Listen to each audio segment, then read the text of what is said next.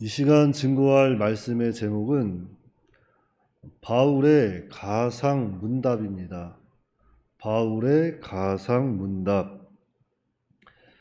이 가상문답이라고 하는 것은 바울이 유대인들이 로마에 보낸 그 바울의 편지를 읽고 이제 그 편지 내용에 대해서 의문점이 생겼을 거예요. 그 의문점에 대해서 바울이 예측을 하고 질문을 던지고 답해주는 형식입니다. 그 앞에서 바울은 이방인도 유대인도 다 죄인이라고 선언합니다. 그래서 이제 세상에는 의인이 없다고, 이렇게 하나도 의인이 없다고 선언을 해야 되는데, 그 전에 앞서 바울은 유대인들이 제기할 수 있는 그 반문에 대해서 예상하고 이렇게 가상문답 형식으로 편지를 계속해서 써 내려가는 겁니다. 그러니까 유대인들이 편지를 읽다가 의문이 생길 만한 부분에 대해서 바울이 예측을 하고 그 답을 주는 형식이에요. 그러므로 바울의 가상문답 그 첫 번째 질문은 유대인의 나음이 무엇이냐 1절로 2절입니다. 자, 먼저 1절 말씀에 그런즉 유대인의 나음이 무엇이며 할례의 유익이 무엇이냐. 자, 그런즉 이것은 윗절의 내용을 받는 거잖아요. 그러니까 이면적 유대인 그리고 영적 할례만이 중요한 것이라고 한다면 도대체 표면적 유대인의 나음은 무엇이며 할례의 유익은 무엇이냐 이렇게 질문하는 거예요. 그리고 그에 대한 대답이 2절입니다. 범사에 많으니 우선은 그들이 하나님의 말씀을 맡았음이니라. 자, 하나님의 말씀을 맡은 것이 또 유익이라는 거예요. 하나님의 말씀을 맡은 것이 이방인들보다 이 유대인들이 낫다는 겁니다. 그리고 여기서 하나님의 말씀은 율법과 구약 전체를 가리키는 거라고 보시면 돼요. 그래서 유대인들은 구약을 통해서 오실 이 메시아에 대한 소망을 가지게 되었고 또한 제사와 또 섬김을 통해서 하나님으로부터 많은 복을 받았다는 겁니다. 그리고 두 번째 질문은 자, 그렇다면 유대인 중 어떤 사람이 믿지 아니한다면 하나님의 이 미쁘심, 신실하심을 패하겠느냐 그랬어요. 3절로 4절. 3절의 질문입니다. 어떤 자들이 믿지 아니하였으면 어찌하리요? 그 믿지 아니함이 하나님의 이 미쁘심, 신실하심을 패하겠느냐? 이렇게 질문하는 거예요. 그리고 그에 대한 대답이 뭐예요? 4절에 그럴 수 없느니라. 사람은 다 거짓되되 오직 하나님은 참되시다 할지어다. 기록된 바 주께서 주의 말씀에 의롭다함을 얻으시고 판단받으실 때 이기려 하심이라 함과 같으니라. 그러니까 하나님의 미쁘심을 패할 수 없다는 겁니다. 하나님은 신실하시기 때문에 이렇게 그 말씀하신 것을 반드시 성취하시는 그런 하나님이시다 하는 거예요. 그러니까 사람의 거짓됨이 하나님의 신실함을 패할 수 없다는 겁니다. 하나님의 구원의 역사는 약속대로 이루어진다는 거예요. 그래서 하나님의 구원 약속은 반드시 성취가 되는 겁니다. 그리고 마지막 세 번째 질문은 사람의 불의로 하나님의 의가 드러났다면 죄인에게 진노하시는 하나님은 불의한 것이 아니냐 5절로 8절입니다.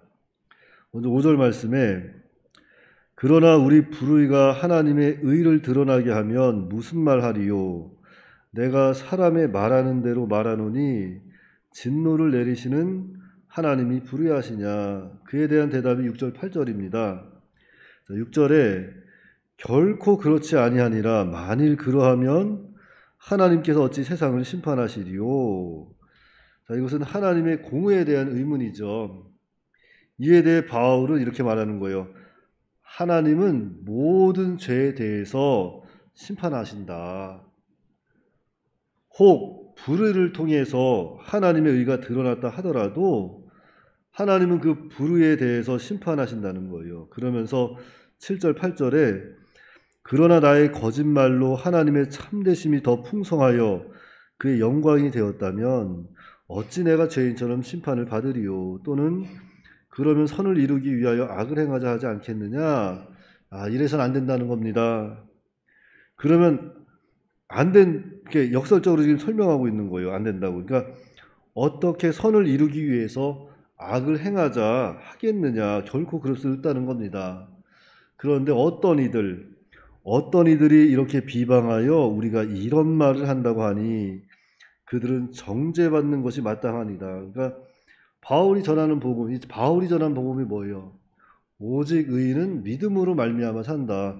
믿음으로 구원을 얻는 것을 이렇게 바울은 전했는데 이 복음에 대해서 어떤 이들이 왜곡을 하고 비방을 하는 겁니다.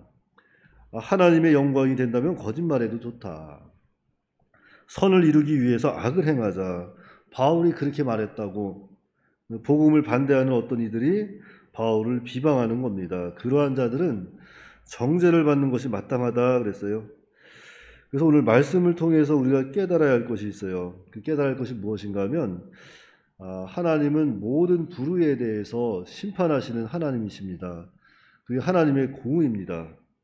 그러나 사람의 그 불의가 그 언약 관계에 나타난 언약 대상자를 향한 그 하나님의 사랑 안에서 끊을 수 없다는 거예요.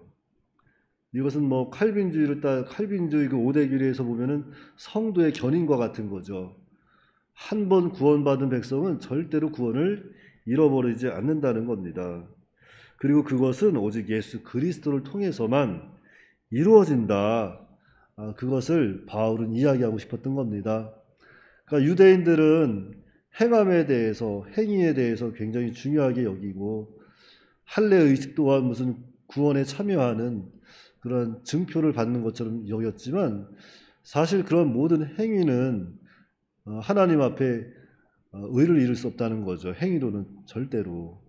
오직 의인은 믿음으로 구원을 받는 것이지 어떤 행위를 통해서 구원이 이루어지는 것이 아니라는 것을 바울은 계속해서 이야기하는 겁니다. 그래서 하나님 앞에 의인이 없다는 것을 바울은 계속 이야기하면서 예수님의 이 또 놀라운 대속의 은혜를 조금씩 보여주고 있는 거예요. 그러니까 오늘 우리가 깨달아야 할 것은 그거예요.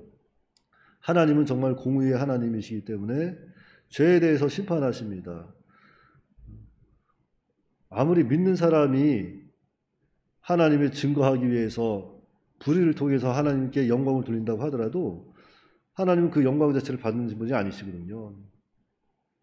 하나님은 신실하시기 때문에 죄에 대해서 다 심판하시는 거죠. 그래서 우리 믿는 사람들이 참 감사한 일은 우리가 신앙생활하다가 무엇인가 하나님 앞에 범죄하면 하나님께서는 우리가 이 땅에 사는 동안에 다 징계하십니다. 그러나 그 징계로 인해서 우리가 영원한 형벌, 지옥에 가는 것은 아니에요.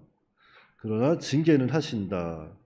그리고 하나님이 징계하시면 정말 눈물이 쏙 날 만큼 참 무서운 또 징계를 통해서 우리를 회복시키신다는 것을 기억해야 합니다. 그리고 구원은 반드시 믿음으로 이루어지는 것이다. 우리가 그것을 기억하고 오직 의인은 믿음으로 말미암아 살리라. 이 말씀들을 기억하시고 어떠한 고난이 있다 할지라도 믿음 안에서 다 승리하시는 저와 여러분들이 다 되시기 바랍니다. 기도하겠습니다.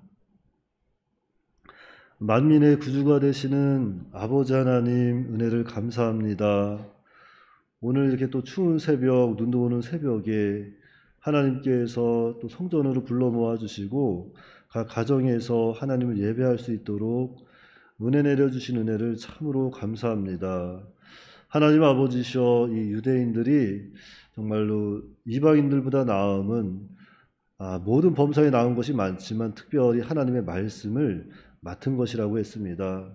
오늘 우리들도 이 땅에 살면서 먼저 구원받은 은혜에 감사하면서 정말로 하나님의 은혜를 또 말씀을 맡은 바에 그러한 자세를 가지고 우리가 그 하나님의 말씀을 또 먼저 받았으니 은혜에 감사해서 또한 그 복음을 전할 수 있도록 인도하여 주시옵시고 또한 이 구원의 은혜, 한번 믿음으로 구원받은 성도는 절대로 구원을 잃어버리지 않는다는 것을 깨닫고, 그러나 징계는 반드시 필요하니까 그 징계에 대해서 낙심하지 말고 우리가 정말로 회개하고 하나님께 돌아갈 수 있는 그런 은혜에 참여할 수 있도록 붙잡아 주시옵시고, 그 모든 순간순간 시간을 통해서 하나님께 다 영광을 돌릴 수 있도록 주께서 역사하여 주시옵소서.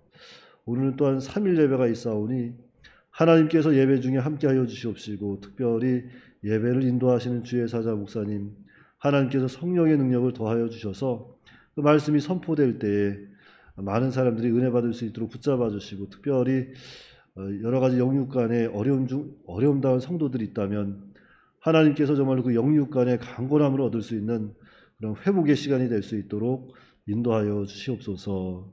우리 주 예수님의 이름으로 기도하옵나이다. 아멘.